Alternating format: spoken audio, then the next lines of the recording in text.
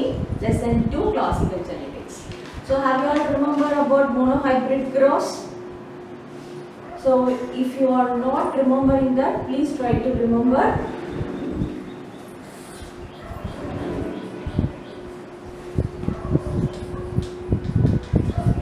Monohybrid cross. The cross la ethana genes involve agum. It consists of adha one type of trait mattum idile involve agum paathom. Nyabagam iruka? So T with small t.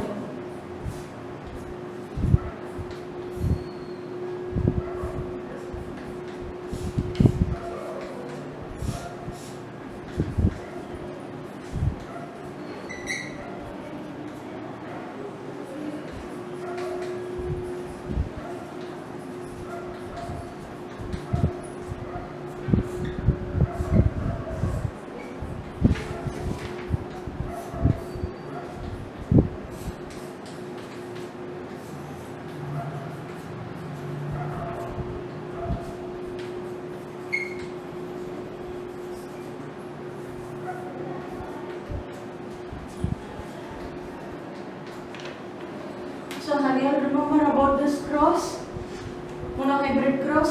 Next we are going to see about reciprocal cross. So why I am telling this means it is somewhat related with monohybrid cross. So first for reciprocal, first for monohybrid cross, if it is a tall plant dominant, yeah, these two are homogeneous dominant tall. This male network. This female எடுத்துக்கலாம், இது male எடுத்துக்கலாம். சரியா? So இது homozygous recessive. அப்ப draft. So இது ரெண்டுத்தையும் cross பண்ணா என்ன ஆன்சர் வந்திருக்கு? 3:1 ratio F2 generationல கிடைச்சிருக்கு. இல்லையா? But if you are reciprocaling the cross, அதாவது reciprocal னும்போது இங்க female tall எடுத்துக்கோம், male பார்த்தோம்னா small tt எடுத்துக்கோம். So for reciprocal na idu thirumba eppadi podudhu adhaavadhu tt ன்றது யார் அப்படினா male small tt யாருன்னு பார்த்தோம்னா female. ஓகேவா? So இந்த மாதிரி கிராஸ் பண்ணா நமக்கு என்ன கிடைக்கும்? திரும்ப போட்டு பாருங்க, கிராஸ் சேம் thing தான் கிடைக்கும். இதே இது திரும்ப கிடைக்கும். அப்ப என்ன ரேஷியோல கிடைச்சது? 3:1 ரேஷியோல 1:2:1 ரேஷியோல கிடைச்சது. இல்லையா? சோ இங்க ரெண்டுமே சேம் ரிசல்ட் தான் கொடுத்திருக்கு. அதாவது ஃபீமேல் வந்து TT அதாவது டாமினன்ட்டா இருக்கீங்க. இங்க மேல் பாத்தீங்கன்னா டாமினன்ட்டா இருக்கு, இங்க ஃபீமேல் வந்து டாமினன்ட்டா இருக்கு. சோ எப்படி கிராஸ் பண்ணி பார்த்தாலும் ஆன்சர் ஒண்ணுதான். ஓகேவா? எப்படி ரெசிப்ரோக்கல் பண்ணாலும் ஆன்சர் ஒண்ணுதான். 3:1 ரேஷியோல தான் கிடைச்சிருக்கு. ஓகேவா? So இதுதான் reciprocal cross. புரியுதா? இந்த reciprocal cross ல என்ன பார்க்கறோம் அப்படினா ரெண்டுத்துக்கும் ரிசல்ட் ஒண்ணா தான் வருது. So it is not a sex dependent method. அதாவது ஃபீமேலோட கேரக்டர் தான் இன்ஹெரிட் ஆகுது, மேலோட கேரக்டர் தான் இன்ஹெரிட் ஆகுதுன்றதெல்லாம் கிடையாது.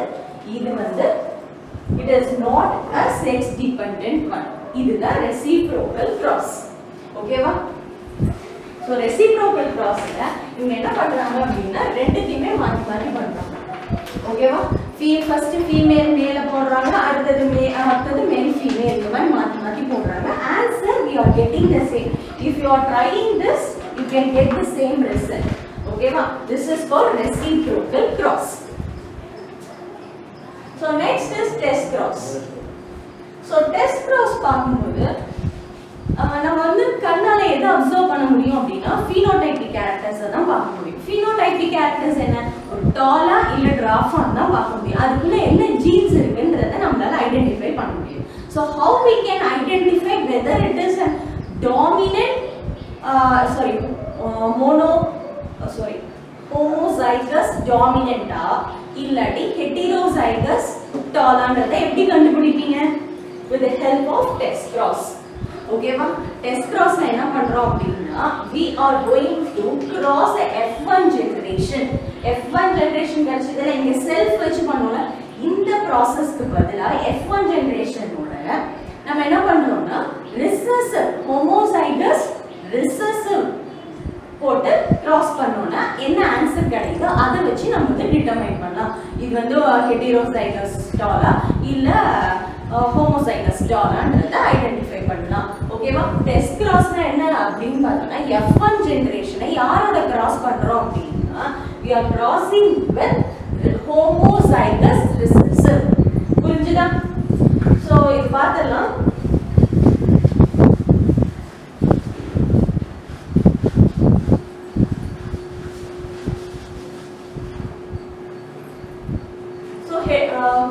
டெஸ்ட் கிராஸ் நமக்கு F1 generation mono hybrid cross பார்த்தோம்ல அந்த F1 ஜெனரேஷன் என்னவா கிடைச்சது? Mono hybrid. ஞாபகம் இருக்கா? சோ என்ன கிடைச்சது? எல்லாமே இந்த கண்டிஷன் தான் கிடைச்சது இல்லையா? சோ இப்போ இங்க என்ன பண்ண போறோம்? இத வந்து நமக்கு வந்து ரெண்டு ப்ராபபிலிட்டி இருக்கு. ஒன்னு ரெண்டுமே அதாவது டாமினன்ட்டா இருக்கணும், இல்ல ரெண்டு இது வந்து ஹெட்டிரோசைகஸா ஹோமோசைகஸா ஹெட்டிரோசைகஸான்றத தான் ஐடென்டிஃபை பண்ணணும். இது எப்படி ஐடென்டிஃபை பண்ணலாம் அப்படின்னா with the help of test cross. So first நம்ம என்ன பண்ண போறோம் அப்படின்னா heterozygous tall பார்த்தலாம். So heterozygous tall அப்படின்னா F1 generation heterozygous அப்படிங்கும்போது என்ன இருக்கும்? ஒரு கேபிட்டல் T ஒரு ஸ்மால் t இல்லையா?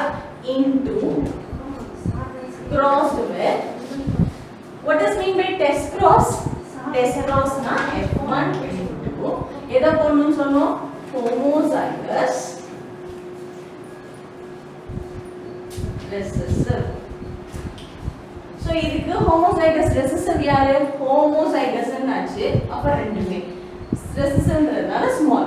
ஓகேவா? So parent generation என்னவா எடுத்துக்கோம் அப்படின்னா parent generation heterozygous. ஓகேவா? So it is a tall plant. Yeah, ana heterozygous tall.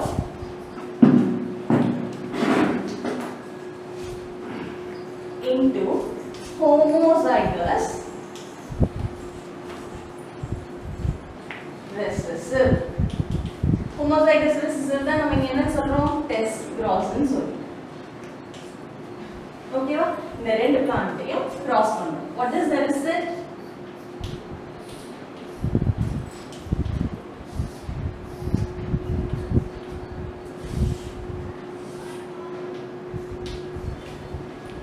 ஓகேவா?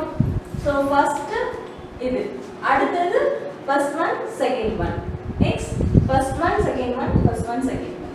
So இப்போ என்ன ரிசல்ட் கிடைச்சிருக்கு அப்படினு பார்த்தா these two are heterozygous tall, these two are dwarf, homozygous dwarf.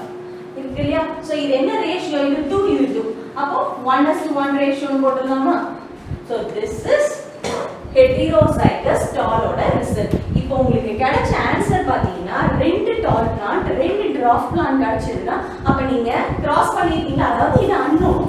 இந்த அன்னோன் யாருன்றதை நம்ம ஐடென்டிஃபை பண்ணலாம் அப்படின்னா இந்த மாதிரி அதாவது 1:1 ரேஷியோல கிடைச்சதுன்னா உங்களுக்கு நீங்க கிராஸ் பண்ணது என்ன அப்படின்னு பார்த்தோம்னா ஹெட்டிரோசைகஸ்னு கண்டுபிடிக்கிறது.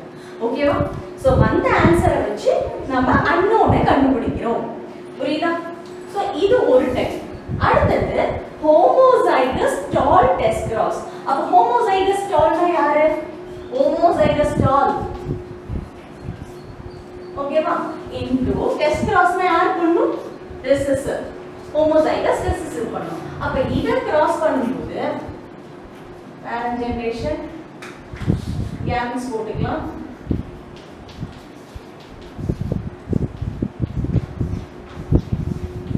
Yeah, so இத கிராஸ் பண்ணும்போது நமக்கு என்ன கிடைக்கும்?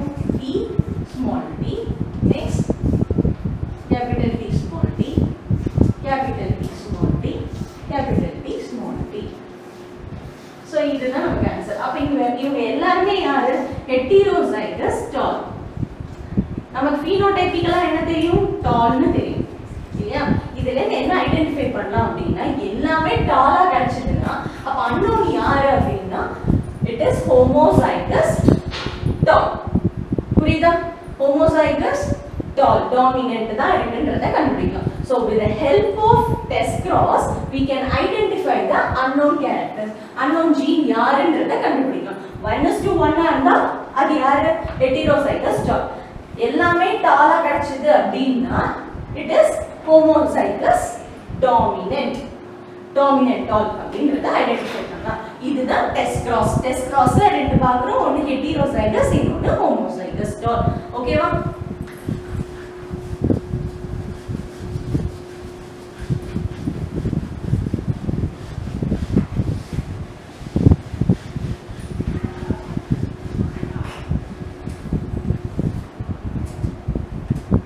மெண்டல் என்ன பண்ணாரு அப்படின்னு பார்த்தோம்னா, he has analyzed the data. இந்த ஜீன்ஸ் எல்லாம் எப்படி வந்திருக்கும், இந்த மாதிரி தான் கிராஸ் ஆயிருக்குமா அப்படின்றத ஃபர்ஸ்ட் அனலைஸ் பண்றாரு. அனலைஸ் பண்ணதுக்கு அப்புறமா with the help of crosses he is identifying and he is verifying the result. ஓகேவா? ஏன்னா நம்ம மோனோஹைபிரிட் கிராஸ் பார்த்தோம் இல்லையா, அதுல என்ன கிடைச்சதுன்னா ஃபர்ஸ்ட் F1 ஜெனரேஷன்ல எல்லாமே டால். ஓகேவா? அடுத்த ஜெனரேஷன்ல டால் இருந்தது, அதே சமயம் டிராஃப் இருந்தது. டிராஃப் ஆனா எவ்வளவு % வந்து எக்ஸ்பிரஸ் ஆச்சு அப்படின்னு பார்த்தோம்னா 25% தான் எக்ஸ்பிரஸ் ஆச்சு.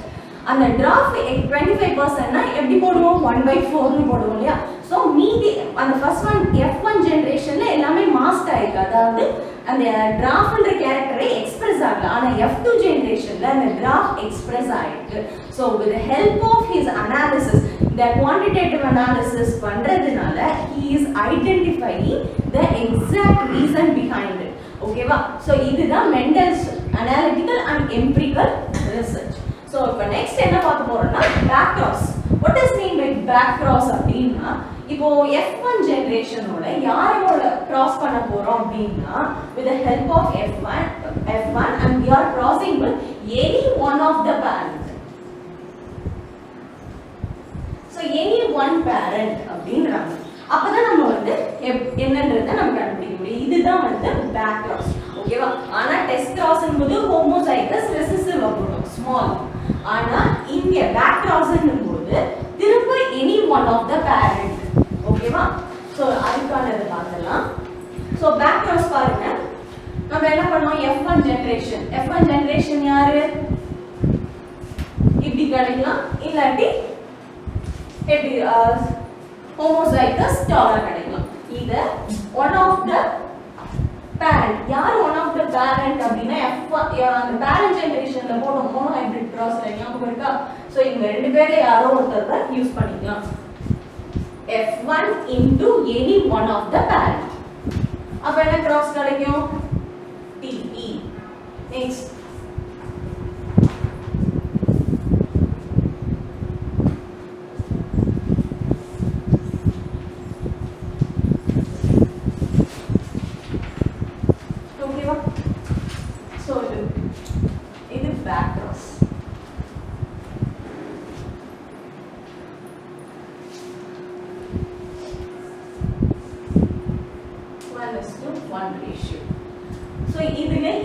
probability என்ன இருக்கு அப்படினு பார்த்தோம்னா, ஒரு parent இங்க யூஸ் பண்ணிட்டோம், இன்னொரு parent இருக்காங்க இல்லையா.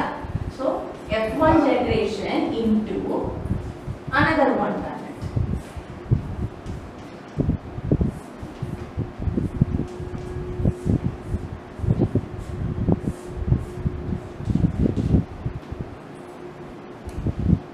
ஓகேவா? so here எல்லாமே tall. Genotypically 1:1 ratio, ஆனா இங்க எல்லாமே tall. But here these two are tall and these two are dwarf.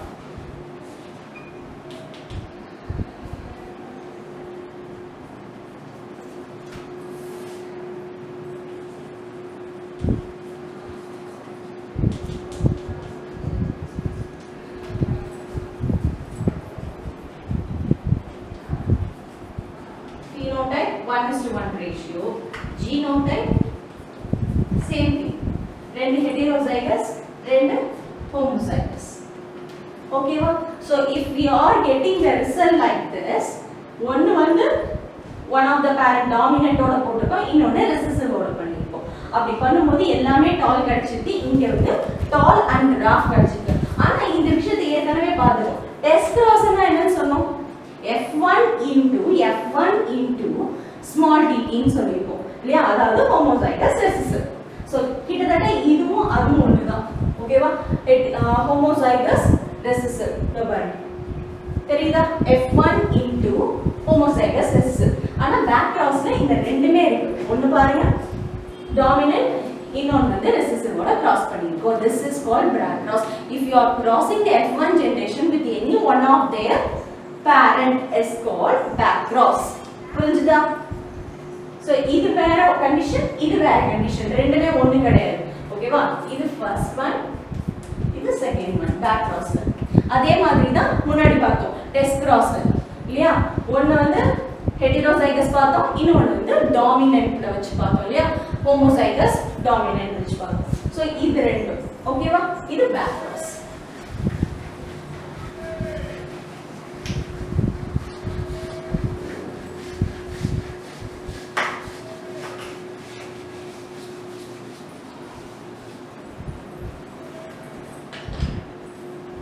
So the next one is dihybrid cross. So இவ்ளோ நேரமா நம்ம monohybrid தான் பார்த்தோம். அதாவது ஒரு கேரக்டர் tallness மட்டுமே வெச்சு பார்த்துட்டு இருந்தோம். ஆனா இப்போ பார்க்க போறது dihybrid. What does mean by di? The word di means two. We are going to see about two traits. ஓகேவா? ரெண்டு கேரக்டர் ரெண்டு ஜீன்ல பிரசன்ட் ஆயிருக்கு. ஆனா ஒவ்வொரு அந்த கேரக்டருக்கு ரெண்டு allele இருக்கு. எப்படி tallnessக்கு அதாவது டால் பிளான்ட்டோட ஹைட்டை டிட்டர்மைன் பண்றதுக்கு ரெண்டு allele இருக்கு. ஒன்னு டால்னு டிட்டர்மைன் பண்ணலாம், இன்னொன்னு வந்து ட்ராஃப்னு டிட்டர்மைன் பண்றோம்ல. அதே மாதிரி தான் இங்க என்ன பார்க்க போறோம்னா ரெண்டு விதமான கேரக்டர் பார்க்க போறோம். ஆனா கிராஸ்மே ரெண்டு டிஃபரண்டான பிளான்ட்டோட பண்ண போறோம். ஓகேவா? So this is called dihybrid. ஓகேவா? சோ இங்க என்ன எடுக்க போறோம் அப்படினா in parent generation we are going to select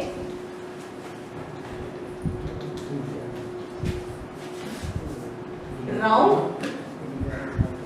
yellow color cotyledon. Okay, so இது யாரோட கிராஸ் பண்ண போறோம் அப்படினா green wrinkled cotyledon. Okay, so we are selecting two characters. Round என்றது வேற, and the color determination வேற. So here we are taking two different traits. அந்த ரெண்டுத்துக்குமே வேற வேற allele present ஆயிருக்கு.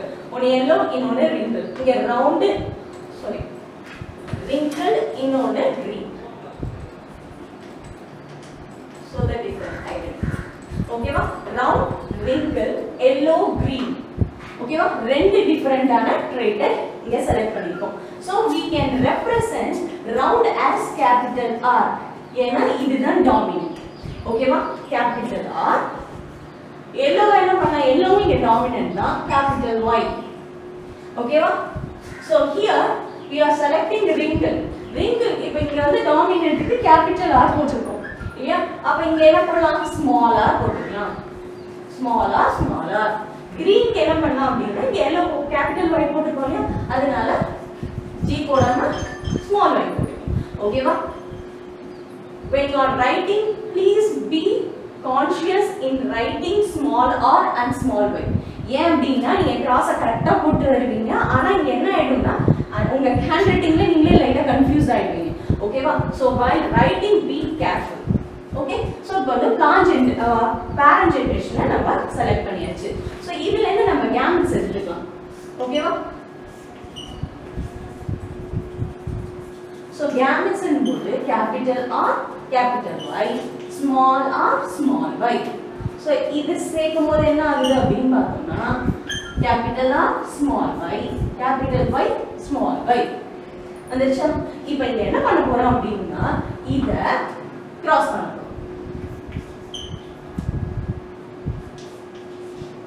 into self. ஓகேவா? சோ இப்போ இதுல இருந்து gametes எடுக்கலாம். இப்போ இந்த gametes எப்படி எடுக்கணும் அப்படினா இந்த மாதிரி எடுக்கணும். ஓகேவா? So capital R, capital Y first. அடுத்து capital R, small y. Next small r, capital Y. Next small r, small y. So these are the gametes obtained. அப்ப இங்க எப்படி எழுதுவீங்க? Same thing. ஏனா இதுதான் இங்க இருக்கு, அதனால அதே தான் நம்ம எழுதுவோம்.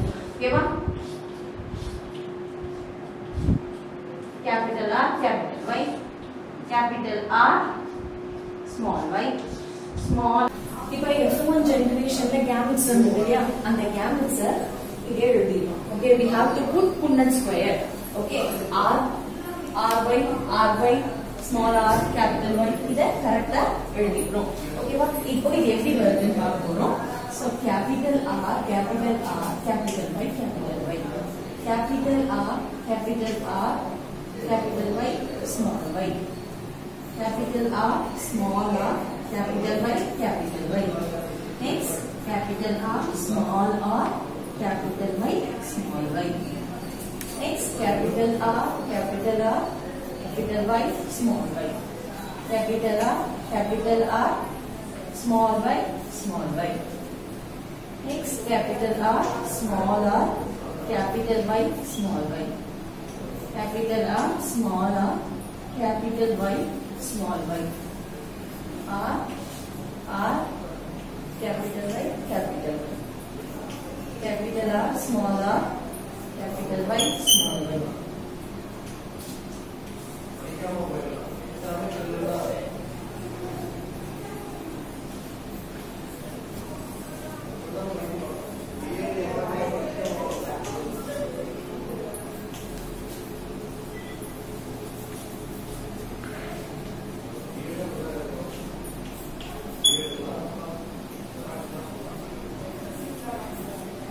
Now we are going to see about phenotype.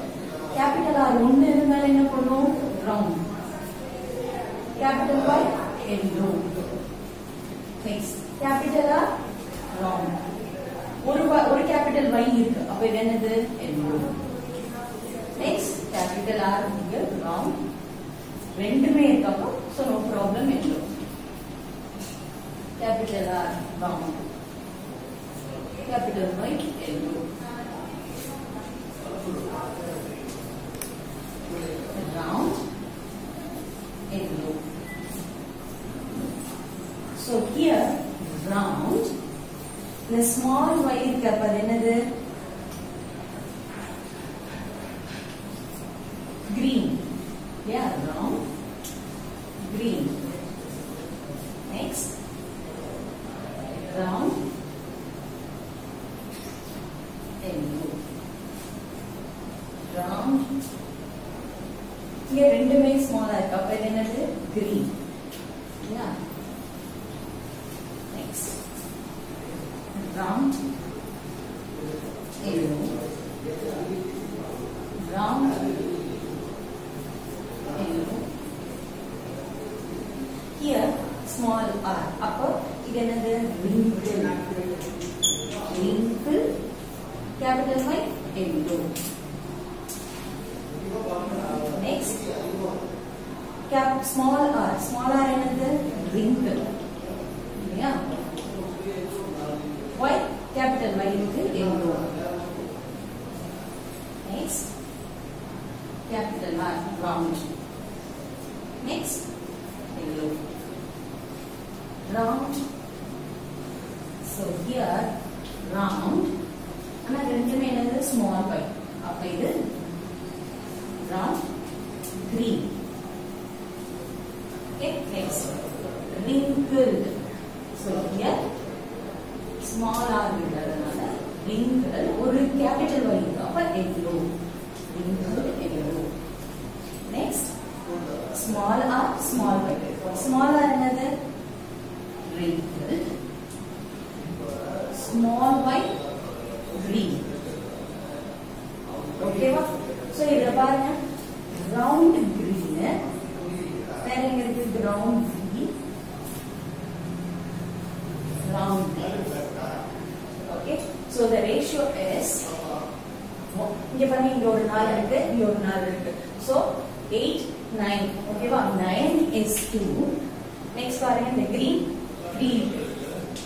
Next, wrinkled 3 இருக்கு. அடுத்தது ஒரு yellow. So 1. So the ratio is 9 is to 3 is to 3 is to 1. So 9 another round yellow is to அடுத்தது round green. Next, wrinkle yellow. Next, and the 1 ratio is wrinkle green. Okay, so this is dihybrid cross. புரியுதா? இப்போ இத நம்ம phenotypic ratio வச்சு தான் போட்டுட்டோம். ஏன்னா based on that father we have classified. Okay, 9:3:3:1. Okay, that's all for today's class. See you next class.